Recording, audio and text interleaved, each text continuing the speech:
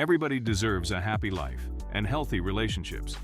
And to attain that, we have to keep these 7 types of people away. But what are the character traits we should avoid? How will we recognize the toxic people and get rid of them?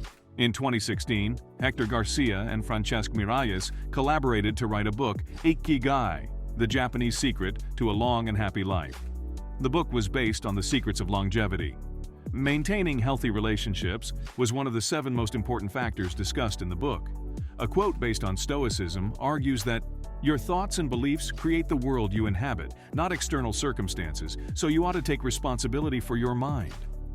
Your mind is what controls your thoughts. Your thought is what transforms into habits, and habits builds your character. So take responsibility for your mind and the thoughts they revive around. Despite the toxicity that prevails in the environment, create an optimistic environment by detaching the toxic people in your life. Let's talk about who these toxic people are. There are 7 types of toxic people you have to detach from. Number 1. The venter. A venter is the type of person who keeps complaining. You might have that friend who keeps complaining no matter how great you treat them. Lack of ability to notice and appreciate the little things is a toxic trait. This behavior of always finding the negative in everything might end up draining your mental health.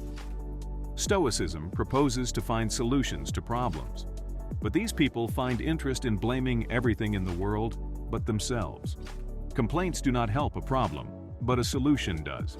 The type of people who find shortcomings in anything and everything are the kind of people you should establish boundaries with. Number 2. The drama queens. The drama queens are the type of people whose life is surrounded by chaos 24/7. These are energetic people who have the ability to draw you into their chaos. Although these relations may attract you initially, trust me, it's not going to end well.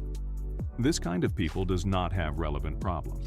They have frequent fallouts from relationships, which dictates their instability to serve a happy environment. It's best to stay away from these situations. The value of our time is highly emphasized in Stoicism. Invest it with care. Number 3. The critics.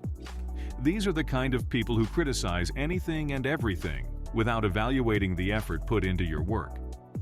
The best way to deal with this kind of people is to talk less. We don't necessarily have to absorb every negativity we hear. Let their opinions float in the air and never let that air surround you. Number 4. The manipulator. For manipulators, their problems are the only relevant problem. They take advantage of your generosity. To deal with these people would be a bit tricky. We cannot choose our external circumstances, but we can choose how to deal with them. So the next when a manipulator approaches you, keep in mind to stick to your boundaries. Number 5. The time stealers.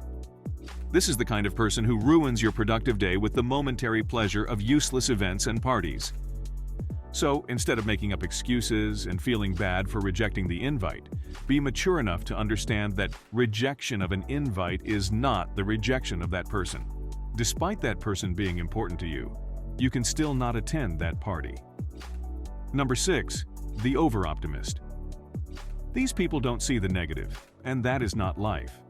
The purpose of life is to outgrow the negative situations. Sometimes you need a person to let you know it's okay to be scared and insecure. These people make you feel out of reality. Their world is full of giggles and laughs, and there is space for tears and frowns. The next time your over-optimist friend pushes you to be happy, be ready to educate them on how it is okay to be not okay sometimes. Don't hesitate to take that step. Number 7. The victim.